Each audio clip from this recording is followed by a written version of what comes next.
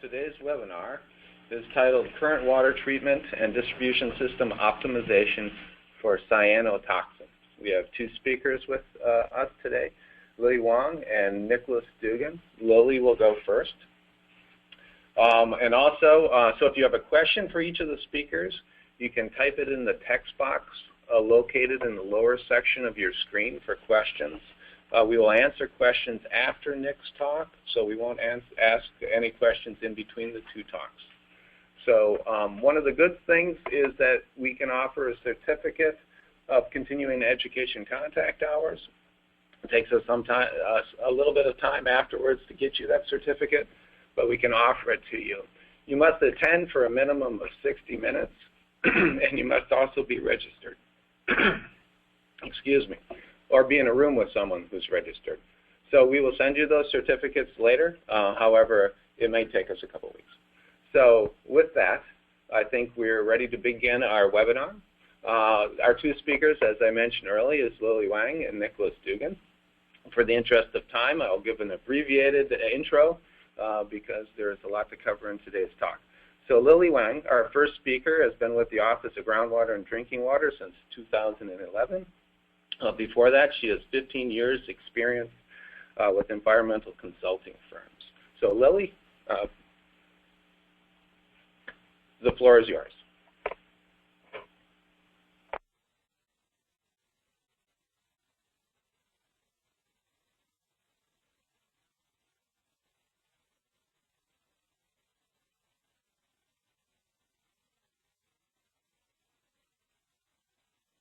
Cyanotoxins water.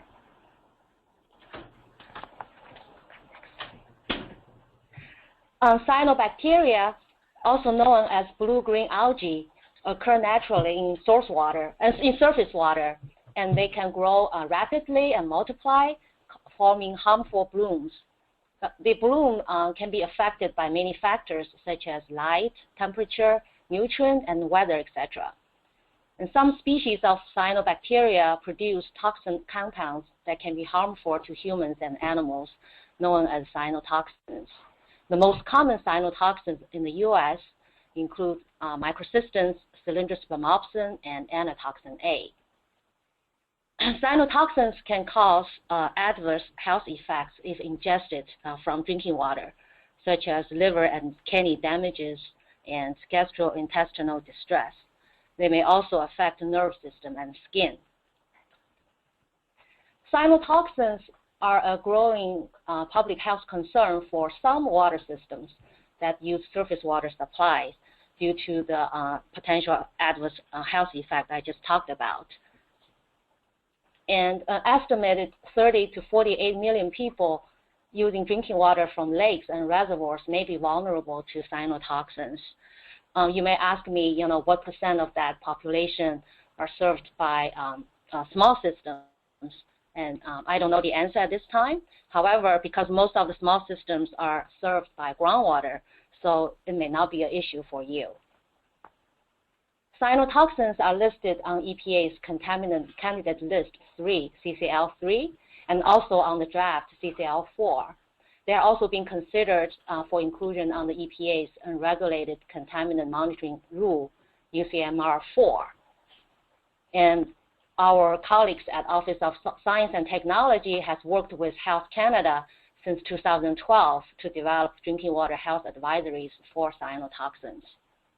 Just earlier this month, we issued a press release on drinking water health advisory levels for microcystins and cylindrospermopsin, and those levels will be shown on my next slide. And 5 days later, we hosted a public meeting and webinar to obtain public input on preparation and response actions that public water system and state may take, and what EPA can do to further help states and water systems to prepare and respond to cyanotoxins. So a health advisory is not an enforceable standard like a maximum contaminant level or MCL that most of you may be familiar with. Health advisory is a concentration derived based on health studies, and that represents a concentration at or below which no adverse non-carcinogenic effects are expected to occur over specific exposure duration, such as 1 day, 10 days, and lifetime.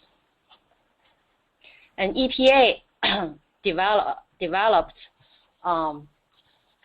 health advisories for microsystems and cylindroscopes for 2 age groups.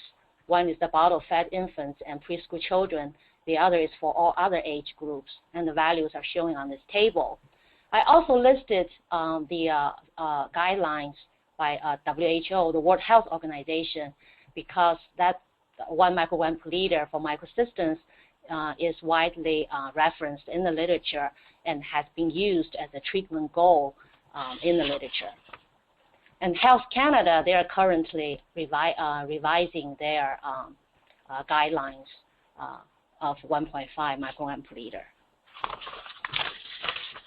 One thing I want to mention is that although our health advisories are based on 10 days of exposure, we do recommend that water systems take action to address the issue as soon as they can, recognizing that any response actions may take a few days. This slide shows an integrated approach to address the risk of cyanotoxins in drinking water. The 4 circles represent the 4 components of this approach: source water control, monitoring, treatment, and public communication. Source water control is to prevent and mitigate blooms in lakes and reservoirs through nutrient reduction, physical, chemical, and biological treatment, or other watershed management. And monitoring could involve source water monitoring and in-plant monitoring of various water quality parameters and bloom indicators to set alarm levels for action and inform treatment changes.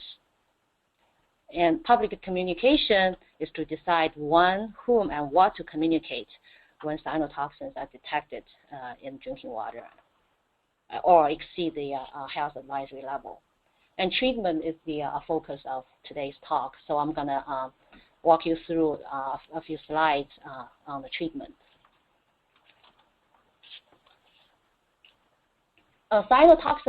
Cyanobacteria blooms not only have the potential to produce cyanotoxins, but also can cause other water quality problems, such as higher solid loading, increasing natural organic matter, which is a precursor for disinfection byproducts, and also could produce unpleasant taste and odors.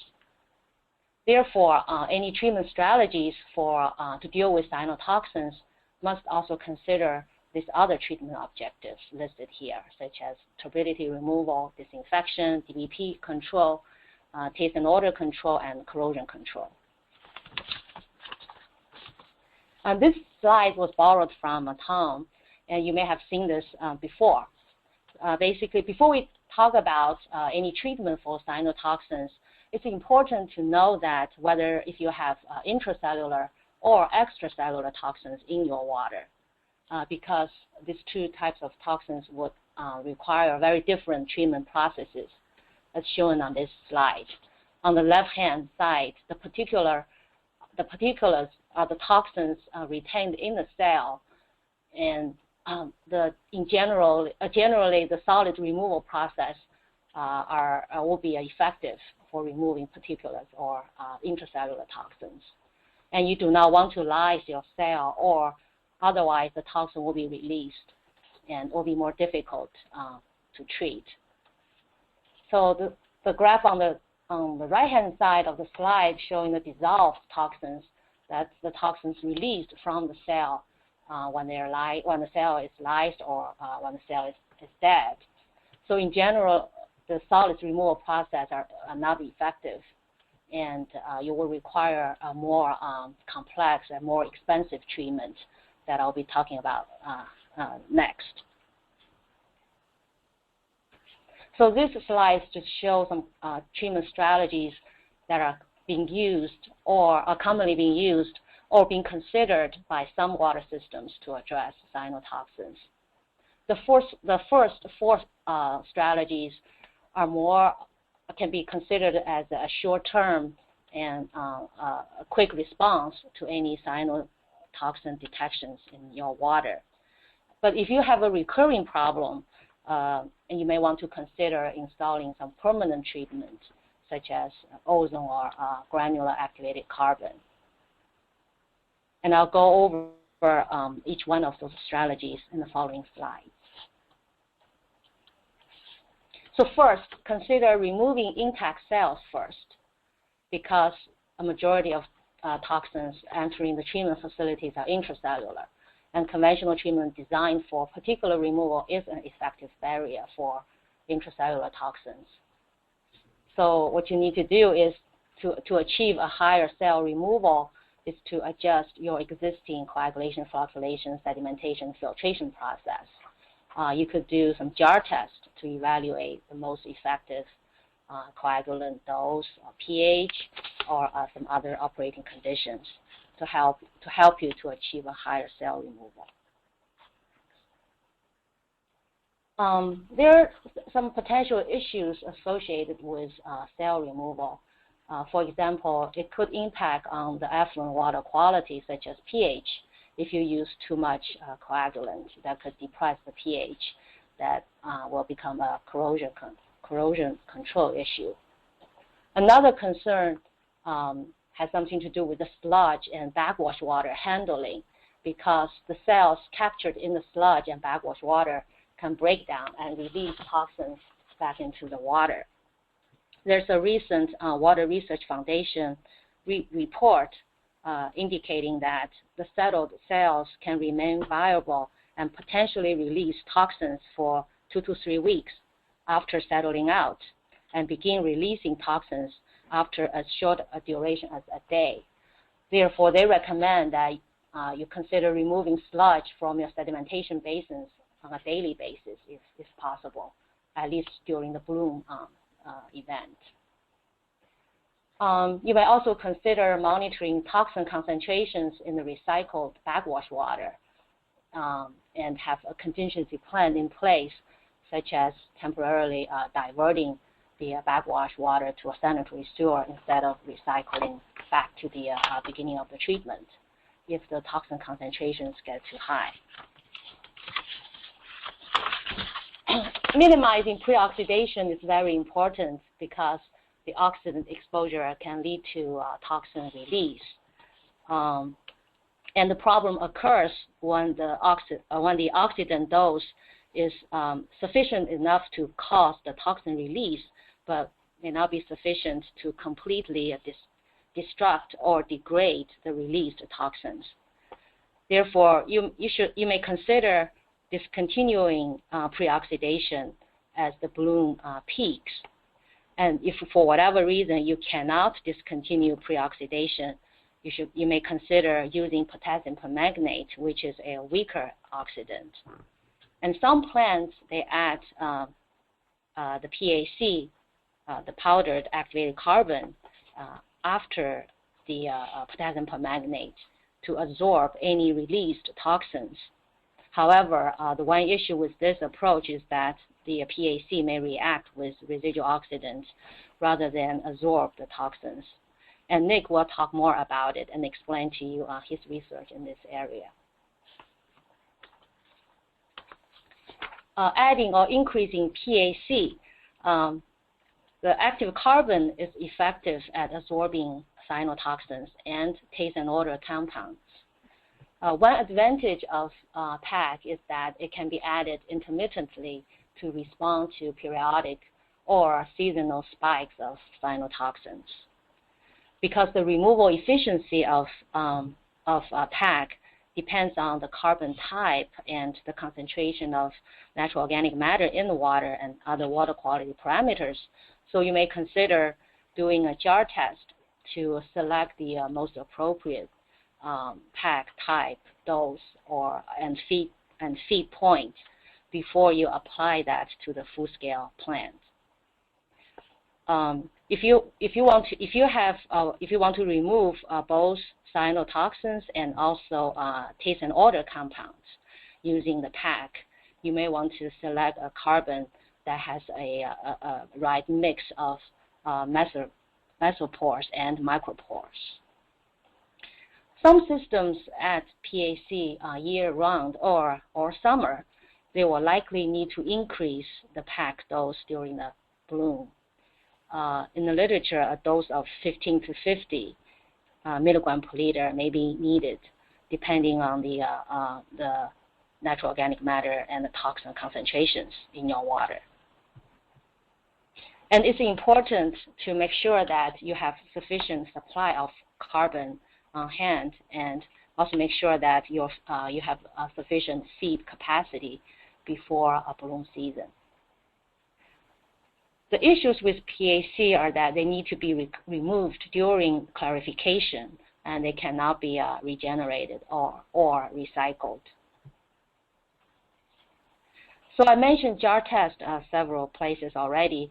Jar tests are commonly used to simulate conventional treatment process and help determine chemical type, doses, pH, and mixing speed, etc. And here's a picture of this 6-jar jar tester and the jar test procedure used in an Ohio water treatment plant. And I don't know if you can read the jar test procedures here. It shows the chemicals used in the test and how it simulates the different locations, such as the raw water intake, alum addition, primary flocculation, PAC addition, and secondary flocculation. If you test the water for cyanotoxins, you will get an idea of how effective that cyanotoxins will be removed under certain conditions. This next strategy deals with increasing post-chlorination. We all know that chlorine is effective at oxidizing cyanotoxins, although chloramines and chlorine dioxide are not effective. And chlorine dose can be increased quickly as an immediate response. And because chlorine is added after the cell removal, so there is little risk of cell lyse in this case. What you need to do is to increase the chlorine dose added to the filter effluent prior to clear well, and also try to maintain an effective pH value. In the literature, it indicates that pH less than 8 is effective for microcystins, and pH 6 to 9 would work for cylindrosplanopsin. The potential issue with this is that it may cause an increase in the DBP formation potential in the distribution system. So you want to be very careful how high you can increase your chlorine dose. And also the optimum pH for the chlorine degradation of microcystins, as I said, pH less than 8, may cause some concerns with corrosion control if not adjusted. As I said earlier, if you have a recurring bloom, you may consider permanent treatment options as a cost-effective alternative. I will talk a little bit of those permanent treatment options, including ozone and GAC, because some water systems are considering using those options at this time. However, these permanent treatment options will require significant capital investment and long-term resource planning. So you may also want to consult with your state and primacy agency to see what they would recommend and what types of testing would be required. So ozone is a very powerful oxidant. It can completely destroy cyanotoxins via either direct attack by the molecular ozone or indirect attack by the hydroxyl free radicals. And so what you need to do, you need to examine the effects of water quality and also determine the ozone dose. And also you need to evaluate any biodegradable organics as a result of ozone oxidation. And also importantly, the bromate formation. Bromate is a disinfection byproduct. It's an inorganic disinfection byproduct, especially if you have a high pH and bromide level in your raw water. GAC is a long-term alternative to PAC and for utilities with recurring blooms. it can be cost-effective if it's operated in a biological mode. And one common approach people normally use to evaluate GAC is to conduct this rapid small-scale column test, RSSCT, to evaluate media type, empty bed contact time, EBCT, and media life.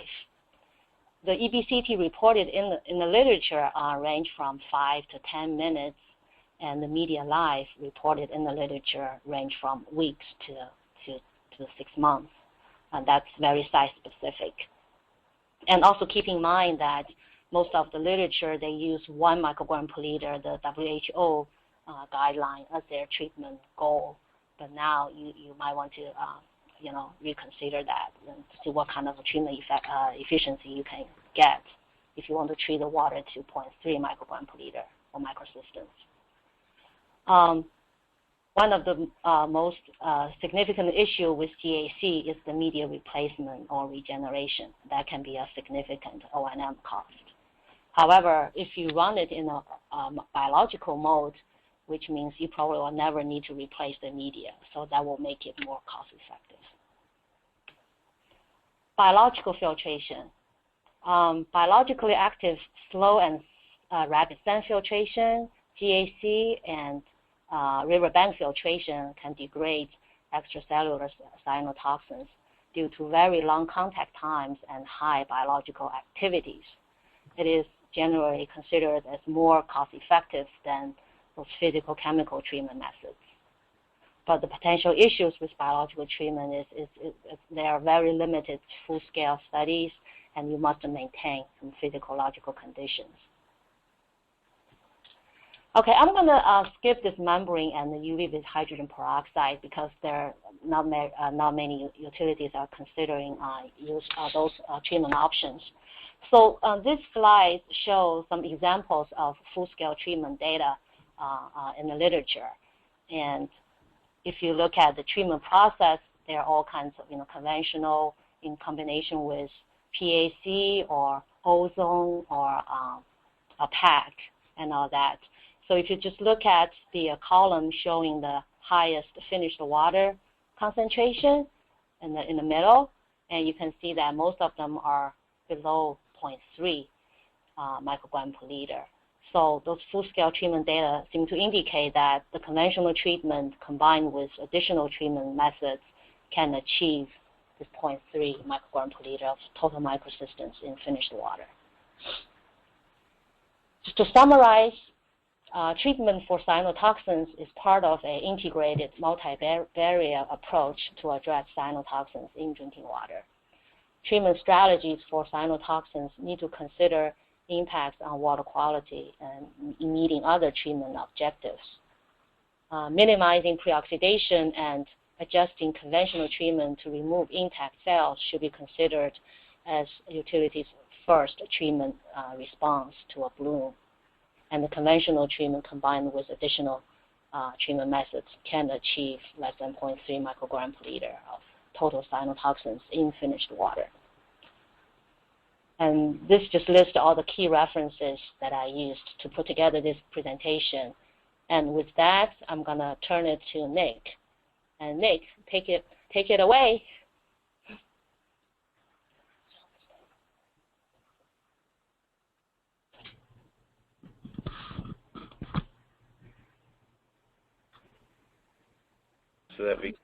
So we can get to, so we're going to go back to the poll question for just a second, and we're going to catch those people who came in just a few minutes late. So if you could answer the poll question, that would be great.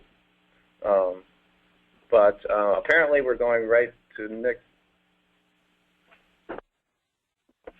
So with that, and also we are asking you to type in the number of attendings. However, I can, hopefully you see that on your screen with regard to the poll question. However, what I see is Nick Dugan's slide. And so, oh, here's the poll question. I'm sorry for the inconvenience. If you could type in what number of people are in your room, that would help us greatly knowing how many people have attended this webinar. And we'll just take a few seconds to do this, and then I'll introduce Nicholas Dugan.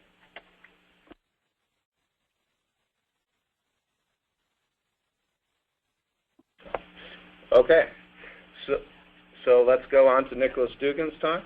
So Nicholas Dugan is an environmental researcher with EPA's Office of Research and Development. He has spent 18 years here at the US EPA. So if we could switch over to Nicholas' slides, and I'll give the floor to you.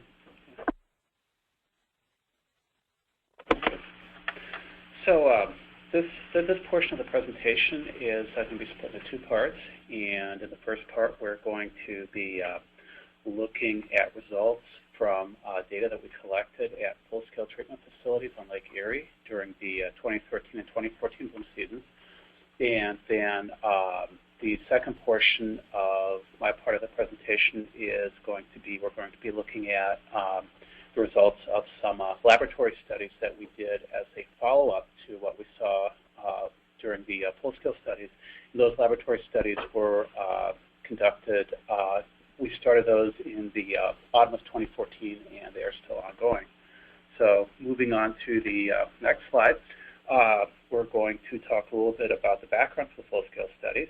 And these treatment facilities were all located, these full-scale studies were performed in cooperation with the Ohio EPA and treatment facilities in the state of Ohio.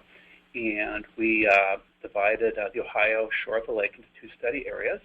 We had a west study area and an east study area. And the west study area consisted of, we had 4 facilities enrolled in 2013 and 5 facilities enrolled during the 2014 bloom season. In the east study area, we had 2 facilities enrolled in both the 2013 and 2014 bloom seasons. During the 2013 bloom season, most of our toxin analyses were performed by the ELISA assay. And during the 2014 bloom season, each ELISA data point, each time we had a sample, we were able to split it between ELISA and LC mass spec. We also performed chlorophyll A analyses, and we use chlorophyll A as a proxy for the concentration of suspended cyanobacterial biomass. We also performed a number of other water quality analyses, and these included nitrate, nitrite, ammonia, and phosphate. Here's a picture of Lake Erie, and you can see that the west study area went from Toledo to approximately Sandusky, Ohio, and then the east study area went from Sandusky over to Ashtabula, which is over in the far eastern corner of the state. And just as a word of explanation, in this particular picture, the color temperature corresponds to the water depth. It does not correspond to chlorophyll concentration or cyanobacterial toxin concentration. It is simply an indicator of depth. In this slide, we show this is a composite of satellite imagery that was done by the National Oceanic and Atmospheric Administration and NASA. And this shows the cyanobacterial bloom on Lake Erie on 6 August of 2014. And the highlight here in this particular graph, so these are the color temperature corresponds to concentrations of chlorophyll.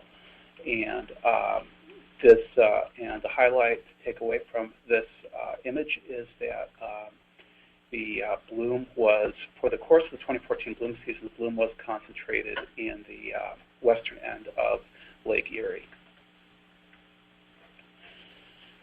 This graph summarizes, this table summarizes chlorophyll concentrations during the 2013 bloom season. And so what we have here is we have in the left-hand column we have the treatment facilities, which we represent by code names: West 1 through West 4 for the western study area, and East 1 through East 2 for the eastern study area. And then in columns 2 through 4, we have mean chlorophyll concentrations over the course of the bloom season. That's column 2. Minimum, and then column 3 is minimum chlorophyll concentration observed during the 2013 bloom season. And then column 4 is the maximum chlorophyll concentration observed during the 2013 bloom season. And then to highlight here, the red boxes around the west study area mean and maximum chlorophyll concentrations versus the green boxes around the eastern study area, mean and maximum chlorophyll concentrations, gives you pretty quick takeaway of just the fact that in terms of chlorophyll concentrations, the water quality in the western study area was significantly different from what was observed in the eastern study area.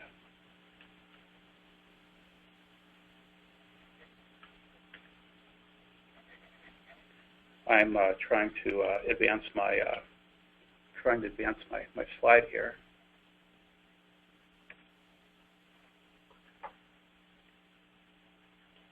Oh, there we go. Okay. Then in this graph, this shows the this kind of gives you we put this graph up here to give you an idea of kind of the background water quality during the 2013 bloom season.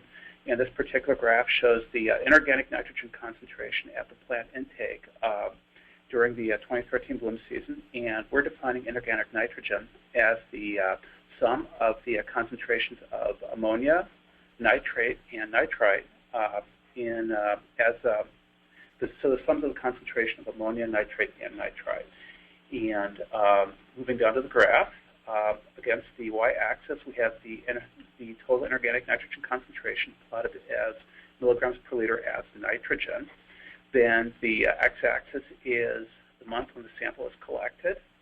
Then we have wet study area treatment facilities are represented with red symbols, and the east study area treatment facilities are represented with green symbols.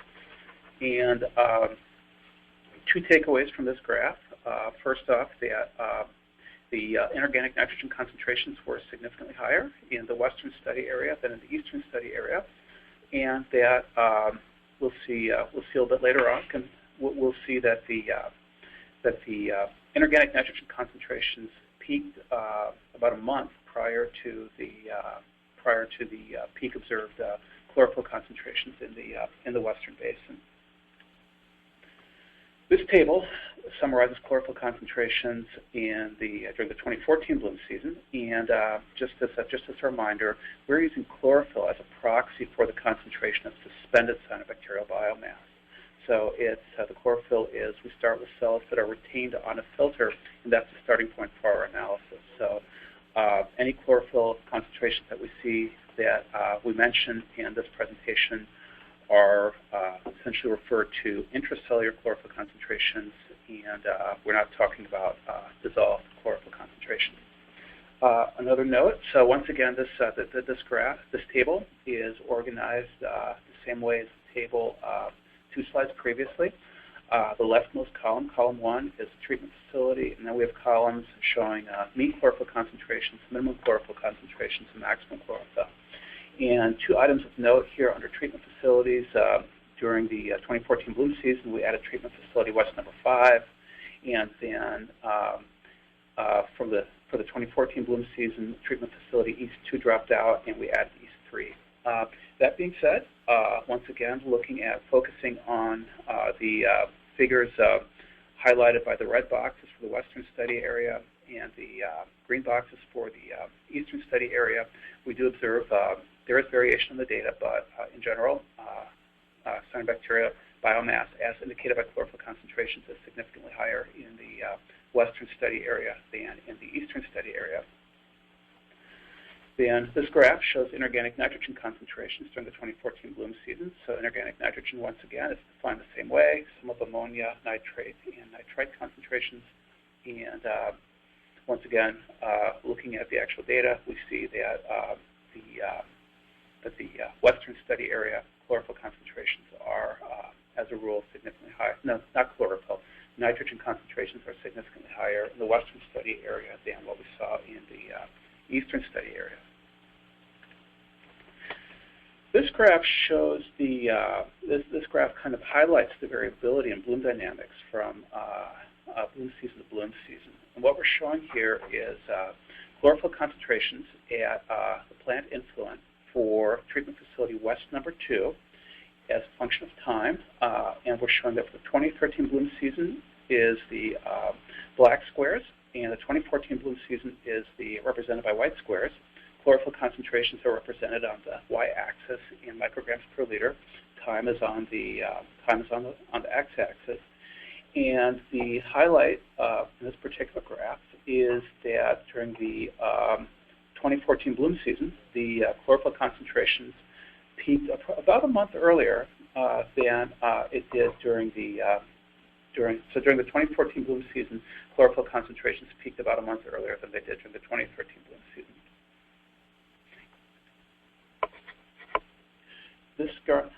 Moving on, now we're going to move a little bit into what we observed inside the treatment facilities themselves. And this graph shows the removal of intact cyanobacterial cells represented by chlorophyll. We're showing the removal of intact cyanobacterial cells at the West No. 2 treatment facility during the 2014 bloom season. And what we're showing here is chlorophyll profiles through the treatment facility at various sample points at 3 different sampling times. So black squares is the sample, the profile collected on May the 19th of 2014. Gray squares is July 1st, and white squares is July the 21st. And what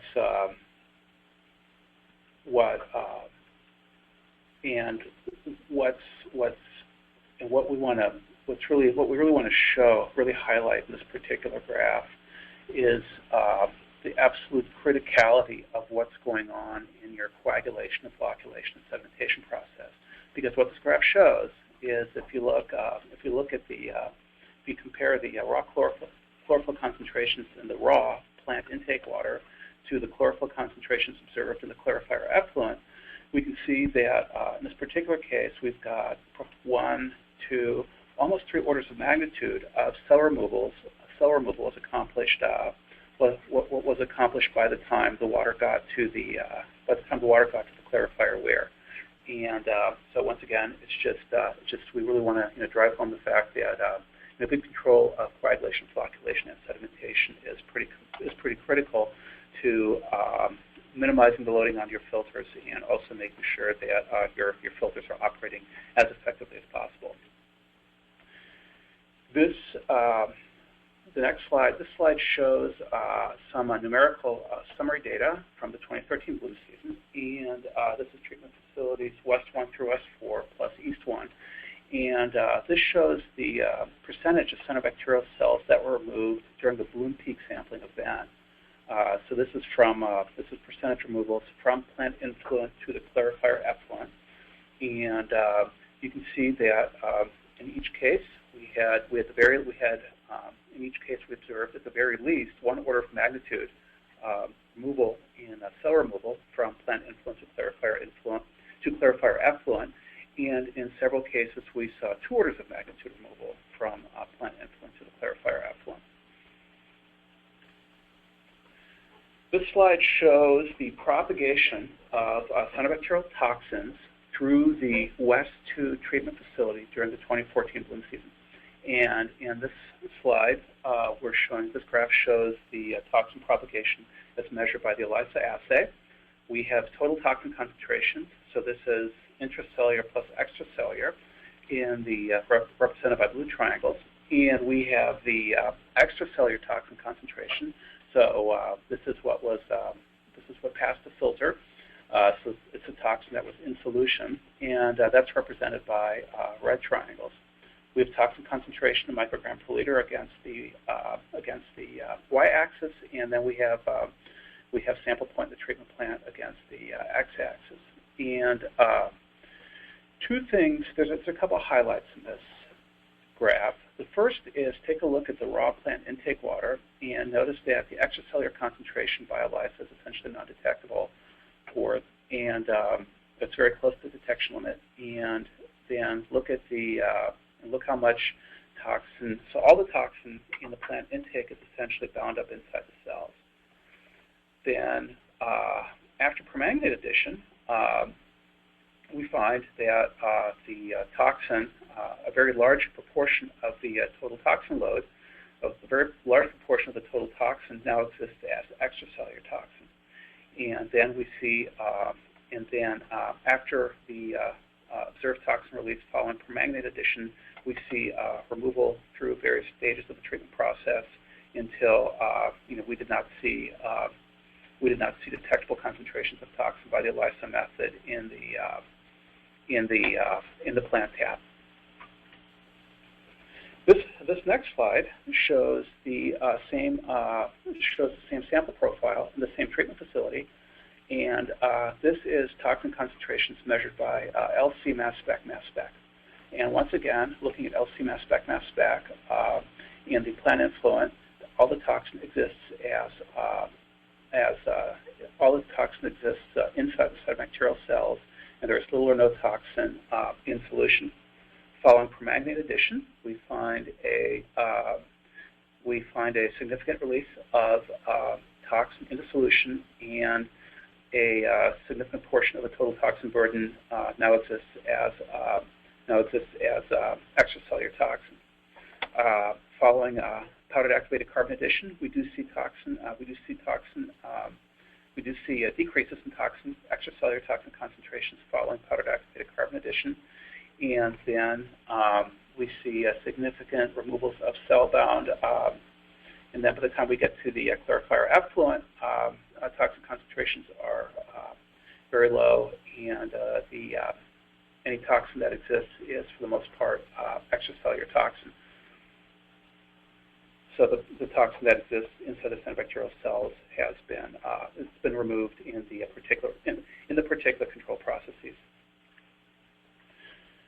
These two graphs show the same toxin profile as in the previous graph. So it's treatment facility West number 2, and its toxin concentrations measured by LC mass spec mass spec. And they highlight two things. First off, they show us the speciation of toxin. They show us breakdown of microcystin into the different congeners. And what we observed during that particular sampling event is that most of the toxin entering the treatment plant existed as microcystins LR, RR, YR, WR, and LY. And of those microcystins, LR and RR made up the bulk of the toxins for which we had made up the bulk of the toxins that we observed. One note here is that the LC mass spec, what we're only reporting the toxin concentrations for which we had commercially available analytical standards. The other highlight in this particular set of graphs is if you compare the raw bar in the total toxin measurements graph to the raw bar in the extracellular toxin measurements graph, you can see that there was essentially that all the toxin in the treatment plant influent existed inside cyanobacterial cells was intracellular toxin, and that we did not see significant concentrations of extracellular toxins until after permanganate addition.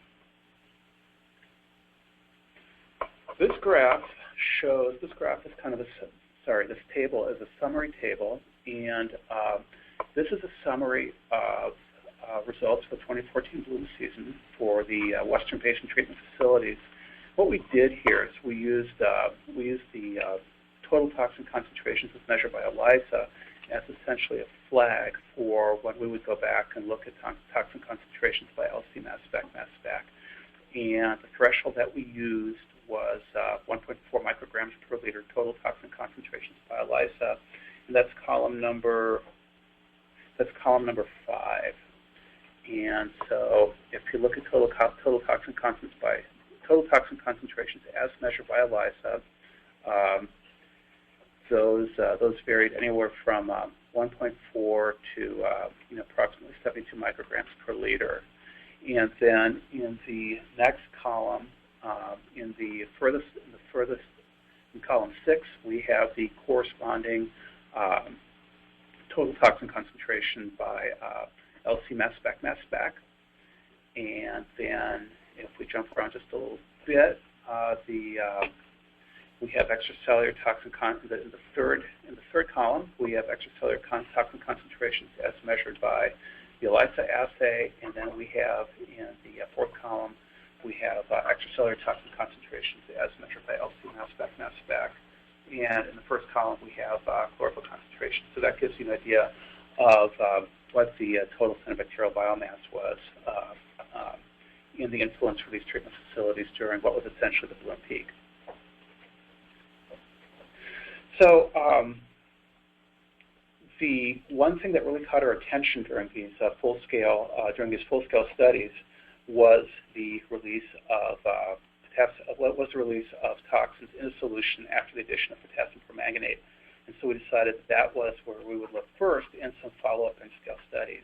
And those bench-scale studies is what we're going to focus on in the second part of my presentation. So the test methodology, what we did is we used intact toxin-producing cyanobacterial cells that we grow in culture in our lab. We suspended these cells in dechlorinated tap water. We performed the test at 2 pH values, pH 7 and pH 9. And at each pH value, we looked at 3 different potassium permanganate doses. We looked at 1, 2.5, and 5 milligrams per liter potassium. That's our target doses for potassium permanganate. The tests were performed in 2-liter beakers on a standard jar test apparatus, and we collected samples at 4 different points in time. We collected samples prior to the addition of oxidant, as well as at 15, 30, and 90 minutes after oxidant addition. We performed analyses for total and extracellular toxins. We performed toxin analyses by ELISA and LC mass spec.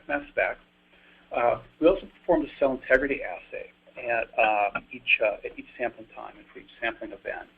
And we used a commercially available Cyanotox green stain that will bind with genetic material that's contained inside the cyanobacterial cells. And this particular stain is, it does not penetrate intact cell membranes, but it will penetrate cell membranes that have been compromised in some way.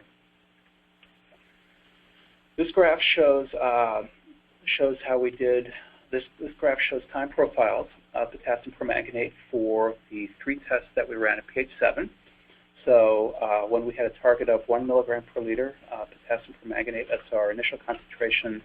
After 90 minutes, we did not have a detectable permanganate residual, but we did have detectable permanganate residuals when we tests where we had target doses of 2.5 and 5 milligrams per liter.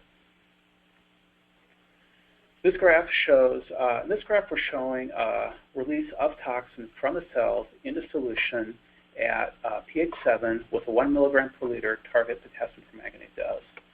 And we have the toxin concentrations as measured by the ELISA assay are represented by blue squares, and toxin concentrations as measured by the LC mass spec assay are represented by green triangles.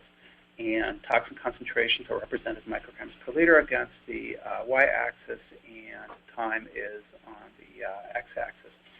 And what it shows is that we had a very significant release of toxins into solution following the addition of potassium permanganate.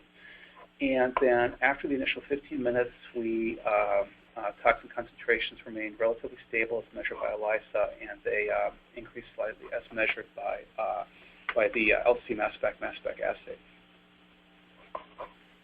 And one thing I want to note going forward is that there's a difference in dynamic range in the calibration curves on the ELISA assay versus the LC mass spec assay.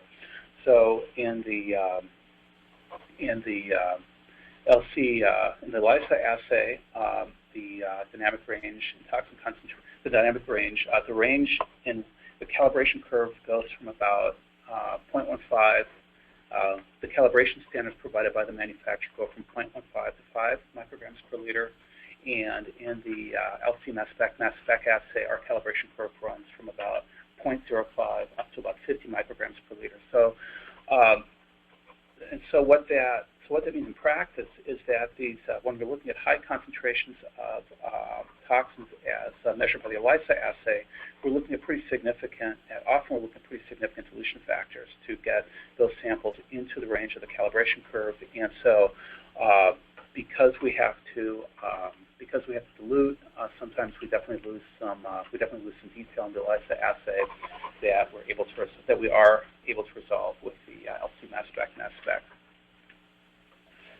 This graph shows cell integrity results for the for the test performed at pH 7 with the target permanganate concentration of 1 milligram per liter.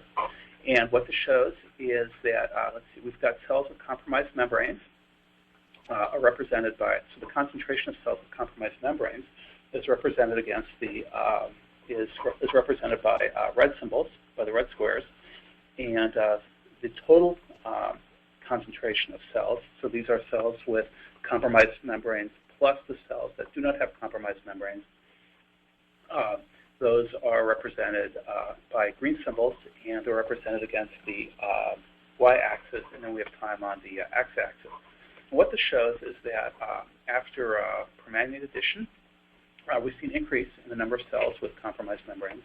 But one of the things that's interesting is that the concentration, that we see a minimal change in the concentration of total cells does not change significantly. Does not change significantly over the course of the trial. So what this means is that visually we did not see a whole lot of evidence that we were seeing outright destruction and lysis of cells. Now this is a phenomenon that has been observed and that does exist, with certain oxidants and certain oxidant concentrations. But what we're saying is that what we're stating is that for the test, for this particular test, for this particular pH, for this particular toxin concentration, if toxins were released, they weren't released due to destruction of the cells, but rather due to some type of compromise of the cell membrane. Moving on, this is pH 7, and this is toxin release at 2.5 milligrams per liter per manganate dose. What we see here, once again, we see a very significant increase in extracellular toxin concentration, measured both by ELISA and by LC mass spec. And what we see is that once toxin is released, we also start seeing decreases in toxin concentration. And we're attributing that to the fact that we have significant permanganate residual present in the beakers throughout the course of this trial. And so at the same time, we're getting toxin release stimulated by, so our hypothesis at this point is that the presence of the toxin is doing two things. It's stimulating release of the toxin from the cells, and at the same time, toxin that's being released from the cells is then being consumed by the residual oxidant in solution. Here we're showing, this graph shows cell integrity, shows changes in cell integrity as a function of time, and we see throughout the course of the trial, we see an increase in permanganate, in cells with compromised membranes, but we don't see a huge change in the concentration of total cells that we could observe under the microscope. So once again, when toxin was being released, it was being released due to compromised membranes, not due to outright destruction of the cells. Then, in the interest of time, we're going to skip over. This shows the results at pH 7 with a 5 milligram per liter per manganate dose. In the interest of time, the one thing I'm going to call out here is that by the end of the trial, we saw extracellular concentration. We did see a release of extracellular toxins, and then by the end of the trial, that those extracellular toxins had been completely consumed by the oxidant residual. We're going to skip over the cell integrity data, and I'm going to spend just a couple minutes on the summary of our laboratory tests. This is important. This shows summaries of what happened at pH 7 and pH 9 at all 3 toxin doses for each pH level. And I want to draw your attention to the first 2 rows of the table, which shows toxin increases measured by ELISA and by LC mass spec.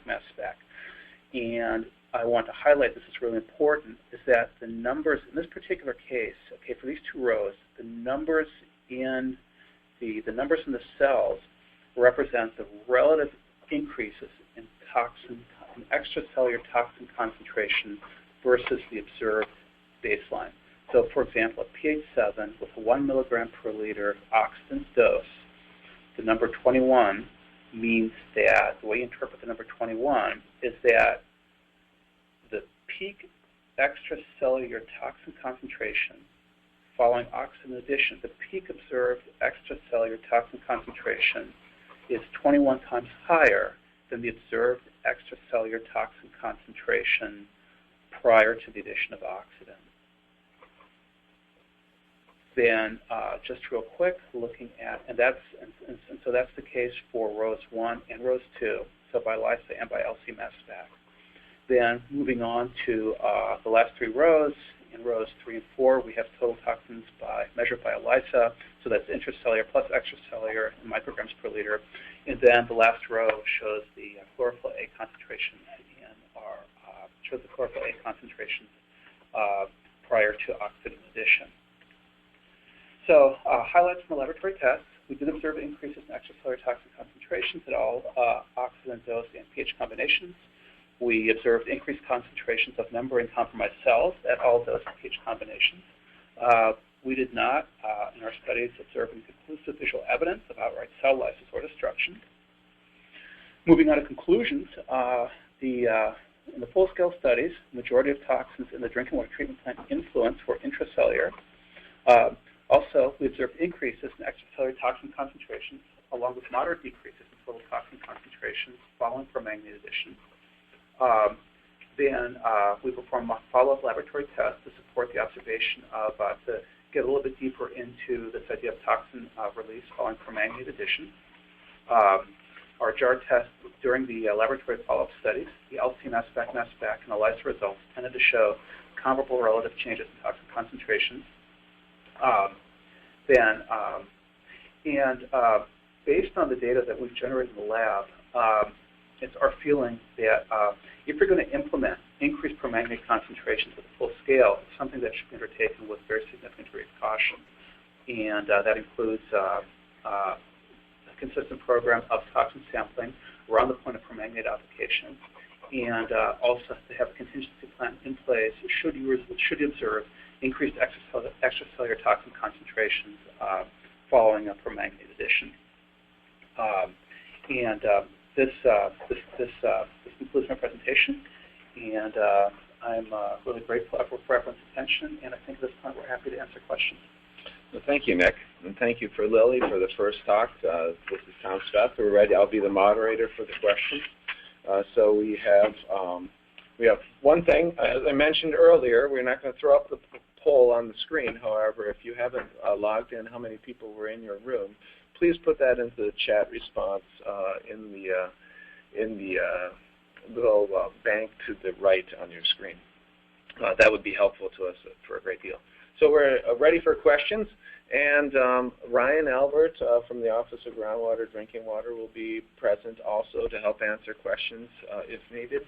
So with that being said, our first question is to Lily, and it is, are you planning to address BMAA toxins in drinking water? Some studies argue these toxins play a role in neurodegenerative diseases like ALS and others. This is Lily. Well, currently we are issuing the health advisories for microcysteines and cylinder spermopsins only, and we will continue to evaluate other emerging contaminants, including BMAA, through our regulatory process, such as CCL and UCMR. Does that answer the question? Okay, thank you, Lily. Also, we've got a question for Nick Dugan. Regarding ozone for a Lake Erie supply, is it recommended to install on the raw water side or the finished water side for best toxin removal?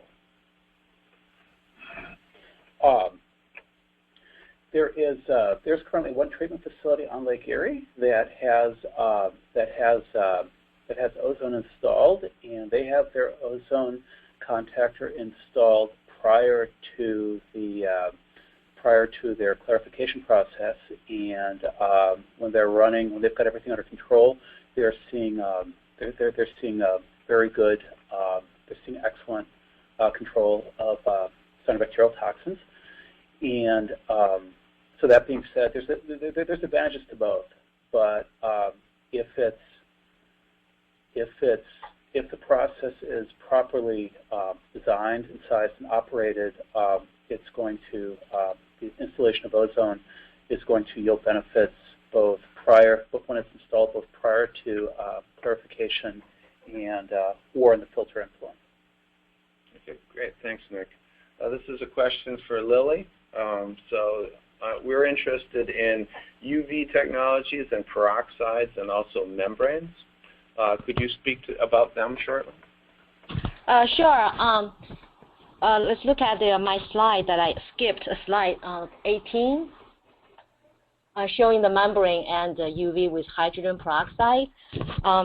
So for membrane filtration, the microfiltration and ultrafiltrations can remove intact cells, but they are ineffective for extracellular toxin removal. And this microfiltration and ultrafiltration, they can be used alone or as a replacement for conventional filtration in the removal of cells. But one potential issue with this that we heard from Ohio EPA is that one water system had toxin breakthrough at the ultrafiltration plant because the cells stuck to the membranes and they could not be backwashed, and so they lysed and releasing the high concentrations of toxins. So you have to be careful about that, the backwashing, make sure that the cells were not stuck on the membrane. Reverse osmosis and nanofiltration, they are tighter membranes than microfiltration and ultrafiltration, and they can remove a high percentage of extracellular cyanotoxins. And their removal efficiency will depend on the membrane pore size and the water quality. Again, the water system may consider doing some tests to evaluate the membrane performance. So, and also, if you use RO and nanofiltration, it's important to have pre-treatment to prevent any clogging and the fouling of the membrane. For the UV alone is not effective because UV typically used in a drinking water application is for disinfection purposes, and it's very effective for cryptosporidium disinfection or inactivation, and it only requires 40 millijoule per centimeter square of dose to control cryptosporidium. However, to oxidize or degrade cyanotoxins, it will require a much higher, order of magnitude higher doses. If you use UV alone. But if you add hydrogen peroxide to UV, that will become an advanced oxidation process, that's AOP, and that's an emerging technology that's a lot more effective for degrading extracellular toxins. And there are some study literature showing that you can just use a UV dose at 100 millijoule per centimeter square with hydrogen peroxide addition at like 2 milligrams per liter. That will make a pretty effective treatment process for a microsystem. Great, thank you, Lily. It's 3 o'clock Eastern time, so I must, if you need to go, thank you for attending. We can have another half an hour here that we can answer questions, so if you have the time, please stay on. If you have to leave, our next webinar is on June 30th on biological and microbial aspects of septic system pollution. So if you must go, thank you for attending again. And our next question for Nicholas Dugan is, can you address chlorine pretreatment in relation to cyanotoxins? We have a package system that pre-chlorinates the raw water. How does this affect the toxins? Chlorine has the capability of being very effective at degrading cyanobacterial toxins in solution. And the effectiveness, the degree of effectiveness is a function of a couple of factors. One is the pH of the water. Typically, the lower the pH, the more effective the faster the rate of degradation by chlorine. Also, another factor is the concentration of organic and other organic and inorganic constituents in the water that might engage in competing oxidation reduction reactions. And all that being said, really it's a function of getting to understand what's happening in your particular treatment facility, and and starting to look at, starting to measure and really going in there and starting to measure some of these constituents of cyanobacteria, whether you're looking at cyanobacterial biomass or whether you're looking at toxin concentrations, and getting a feeling for toxin concentrations in your influent, in both extracellular and total toxin concentrations in the influent to where you're adding chlorine, and then in the effluent after you've added chlorine. And then the one thing that I want to point out here is that if you start doing that kind of sampling, what's absolutely positively critical is that when you collect a sample that you know has an oxygen residual in it, that you add some type of quenching agent so that you're not overestimating, so that you're not underestimating potentially, so that you're not, basically you need to quench right away so that you're not potentially overestimating the degree of removal that you're finding after oxygen addition. And that being said, so all that being said, if you've got a chlorine dose that is in line with that's high enough to if you have a chlorine dose that's in line with your pH and with the water quality coming into your treatment, coming into the point of chlorination, then I would say the chances are good that the chlorine will do an effective job of degrading cyanobacterial toxins.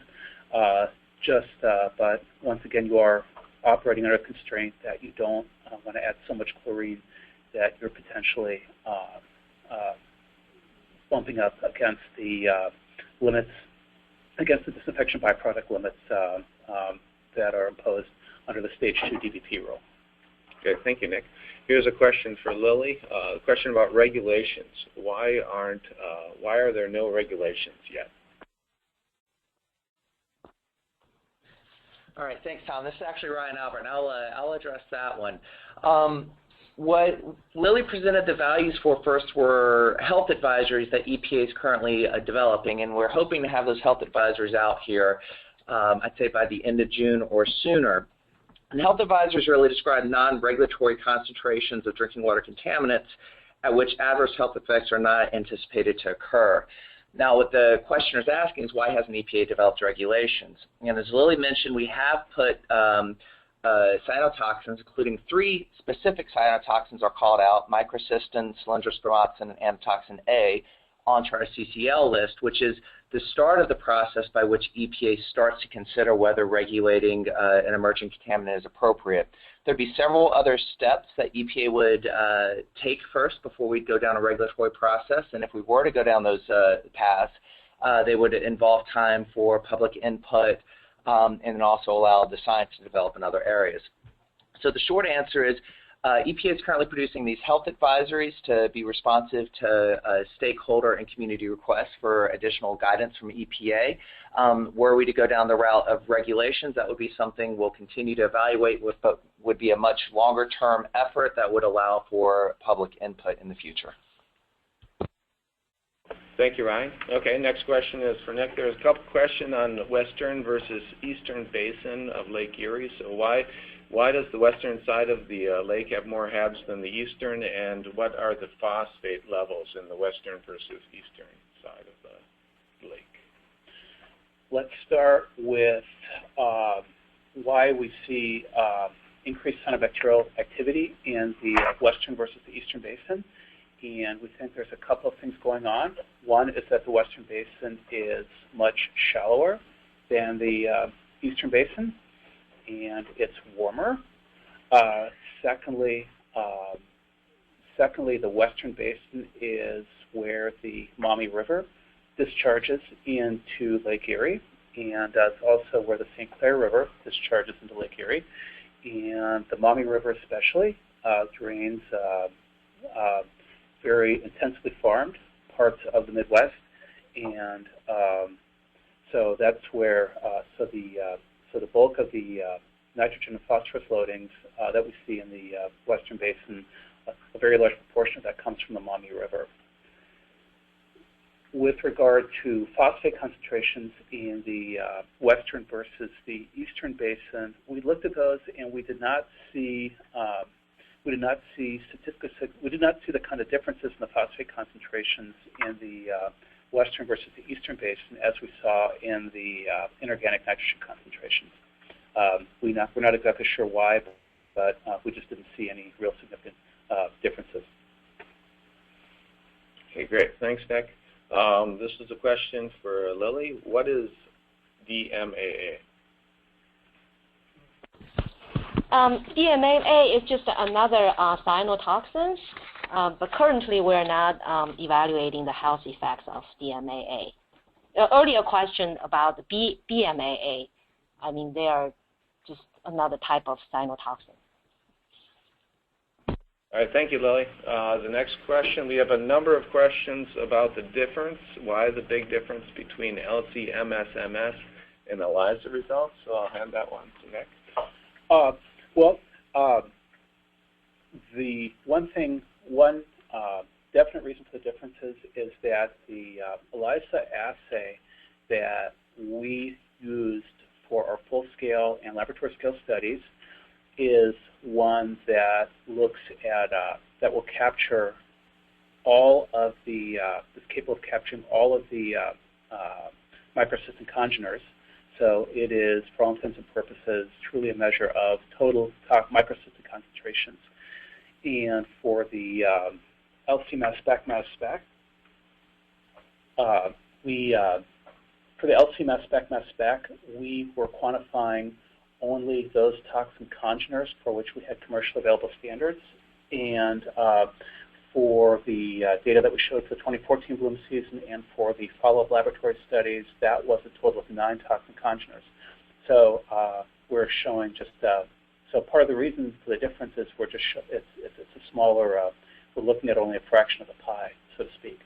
And the rest of the difference, that's something, and we don't know. And but that is currently an active focus of research here in ORMD is to figure out exactly where those differences lie.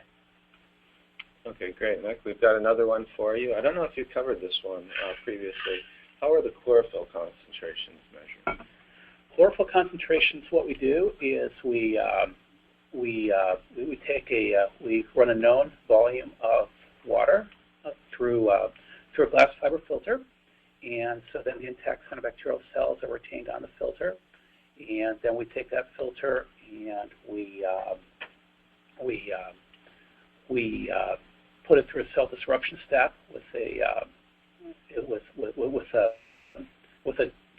we add some, we put it into a small microcentrifuge tube. We add some glass beads. We add a little bit of aqueous acetone. It's a mixture of 90% acetone and 10% water. And we disrupt the cells, and then we allow so following cell disruption, we let the mixture of disrupted cells, let them sit in solvent overnight to essentially extract as much chlorophyll as possible into the acetone solution, and then we run all of that through. We centrifuge the sample, and we take the centrifuge supernatant, and we look at a sample of that centrifuge supernatant under a fluorometer. And the fluorometer is a device that illuminates the sample at a very specific wavelength. It's a wavelength that is designed to excite fluorescence in the chlorophyll, and then we measure the fluorescence, the emission intensity at a different wavelength, and we compare that then with calibration standards that we buy from a commercial supplier, and then from that we can then back out how much chlorophyll was present in the original sample. And it's based on an EPA method. It's EPA method 445.0, and so that's that in broad brushstrokes. That's how we look at how we measure chlorophyll. Okay, great, Nick. I think we have another one for you. This is a long one.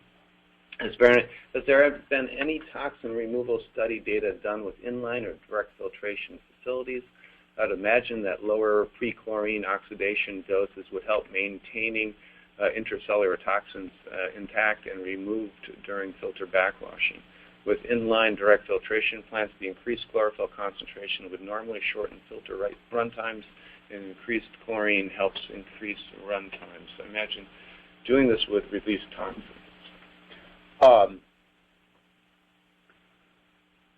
We do not have. We have none of the treatment facilities that were enrolled in our 2013 and 2014 bloom season studies were direct filtration facilities, and we have not run any studies looking. We have not run any pilot scale studies looking at toxin release during direct filtration.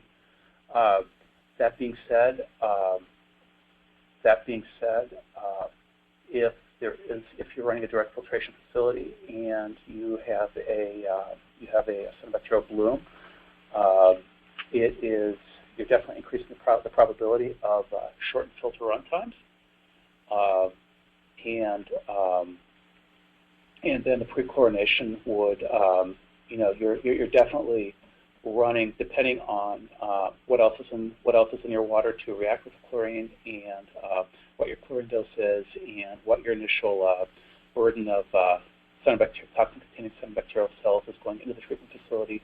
Yes, there is a possibility that you would see some toxin release. Once again, it's really site-specific, and it really points to the need for each treatment plant operator to really get up close and personal with their treatment facility with respect to these different indicators of cell concentrations and toxins in a way that they are maybe haven't done before. And so really, truly, it's a matter of getting in there and really sampling your plant and getting to understand what your plant is doing with respect to control of cells and toxins. Great. And this is a question for the Office of Groundwater Drinking Water. How are cyanobacteria and/or cyanotoxins covered in the CCL? This is Lily. I'll try to answer that question. Actually, I just looked at it yesterday on our CCL website. I know it was on CCL1, CCL2, and all the way through CCL4. But until CCL3, which is published in 2009, that it listed the 3 common cyanotoxins, including microcystins, cylindrospermopsin, and anotoxin A. And the same 3 cyanotoxins are also listed on the draft CCL4, which was published in February this year for public comment. Okay, great. Has testing been, is this for Nick, has testing been completed on any inland lakes? And if so, how do they compare to Lake Erie testing? The state of Ohio, the only inland lakes with which I'm familiar with the data is the state of Ohio, and the state of Ohio has an active program to sample for toxins at its inland reservoirs, and probably the lake in Ohio with the highest toxin concentrations is Grand Lake St. Mary's in the northwest portion of the state, and I don't have the specific numbers at my fingertips, but I do know that their summertime peak toxin concentrations are higher than what we've observed in Lake Erie. Okay, great. Here's another question for Nick. For the facilities tested, did all have the same pretreatment? Do you know what removal for non-live cells for only conventional filtration with no pre-oxidation are packed? All of these treatment facilities added potassium permanganate. For all of the Western Basin treatment facilities, add potassium permanganate at the intake. They all add potassium permanganate at the intake, and powdered activated carbon at during the 2014 bloom season at of the 5 Western Basin treatment facilities, 4 of them add powdered activated carbon. 4 of them added PAC, 1 of them didn't, and the one that did not add PAC was an ozone facility. Okay, great. Another one for you, Nick. Could you elaborate on what you said about phosphate concentrations in the western and eastern basins of Lake Erie? I thought you added that the levels of inorganic nitrogen are higher in the western than eastern basin. Is that correct? Okay. In terms of elaborating on the phosphate concentrations, my recommendation for that is please send me an email, and I'll be happy to send you some of our phosphate data that we observed. And then going back, let's go back. Let's see. Yes, inorganic nitrogen is definitely higher in the western basin than in the eastern basin. And that inorganic nitrogen was the sum of nitrate plus nitrite plus ammonia, and the bulk of the inorganic nitrogen that we observed was in the form of nitrate. Okay. Here's some more questions. What do you think you would have saw if oxidant was not used at the intake?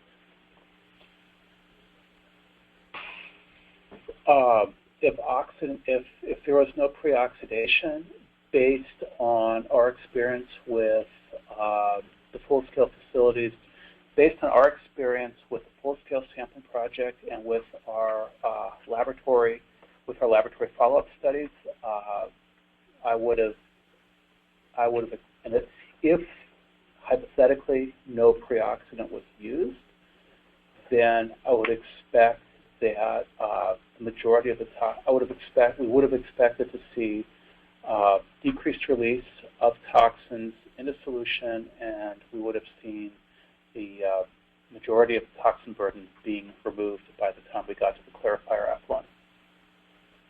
Okay, great. Here we go. The PAC removal of toxins seems very low. Did you compare different types of PAC? In this particular study, so the PAC removal of toxins, each of the treatment facilities up in the lake uses their own type of PAC. For the laboratory follow-up studies that we're doing right now, we are using one particular type of PAC. It's manufactured by NORAD. Okay. And in terms of the PAC, in terms of the removals that you're seeing by PAC, a lot of it's a function of A, your PAC dose, and B, what other organic material you might have in solution that's competing for absorption sites on the PAC. And so once again, it's going to be dose specific and it's going to be site specific, what removal efficiency you're going to find with PAC. Okay. Adjusting pre-oxidation and coagulant applications, have there been an analysis of the simultaneous effect on SWTR filter performance for turbidity removal? We have not looked at the impact on turbidity control in the filter effluent. So to answer that really precisely, we've not looked at the impact. So if you're looking at making changes in your upstream treatment processes in order to adjust for influent concentrations of cyanobacteria, we have not undertaken any studies that look at the impact of those changes on downstream filter performance. Okay. How do you dispose of exhausted PAC since they're absorbing the toxins and not degrading them? The exhausted PAC, the bulk of the exhausted PAC is going to end up in the clarifier sludge, and that clarifier sludge will then end up being dewatered and being then disposed of by whatever method a specific treatment facility is using to dispose of its dewatered sludge. If there's any PAC that goes over the weir and ends up in the filter influent, that PAC will most likely be retained in the filter and then be blown out in the backwash. And then once again, then it's a function of what's going on with the backwash water, whether it goes straight to the sewer system, or whether it's recycled back to the head end of your treatment plant. Okay. Here's another one for you, Nick. Why add permanganate as a pretreatment? The treatment plants on Lake Erie all add permanganate as a way to control zebra mussels. Okay. What for the ELISA techniques? I just lost it. Oh, here we go. ELISA techniques. Which testing kits did you use? We used the microsystem ADDA ELISA kit manufactured by the Abraxas company, and we used that kit because when we initiated our 2013 bloom season study, that was the kit that the Ohio EPA and all the drinking water facilities in the state of Ohio were using, and so we went with the Abraxas kit so that we could start making apples-to-apples comparisons with some of the other toxin results that were being generated inside the state. That being said, the fact that we are running with the ELISA kit should not be the fact that we're running with the Abraxas kit should not be taken as an endorsement, either explicit or implied, of the products manufactured by that company. Here's one for both Lily and Nick. Lily recommended using permanganate during pre-oxidation, and Nick showed that at 5 milligrams per liter, the released toxins can be destroyed. If we use chlorine during pre-oxidation, not recommended by Lily, can we obtain similar results of destroying the toxins released? Are you planning further tests using chlorine as pre-oxidant? Lily, do you want to take that first?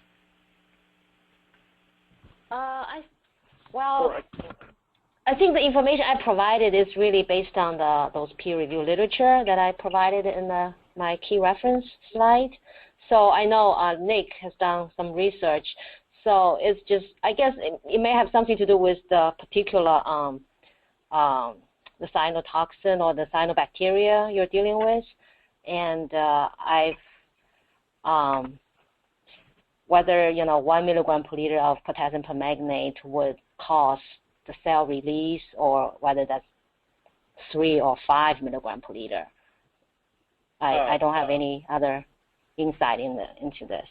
That's fine, and I'll add on to that. I mean, basically, I think the way to look at it is that what you're doing with your pre-oxidant, what you're doing with your pre-oxidant dose, and how effective that is really it's a site-specific issue, and really it gets back down to really understanding what's going on. It's a function of the water chemistry at your treatment facility, and it's a function of when it comes to chlorine application, truly it's a function too of where you sit with respect to the stage 2 DBP rule, and how much room you have to before you hit up against the 80 microgram per liter limit for THMs and 60 microgram per liter limit for the HA5s. And that being said, if you add enough oxidant, we did observe that the released oxidant, that the toxin that was released in the solution was consumed. That being said, with the permanganate, don't forget though that when you look at the presentation, by the time that was done, we did that with permanganate. By the time that was done, we still had about 3.5 milligrams per liter of potassium permanganate in solution. And so depending on, so the water was still pretty pink.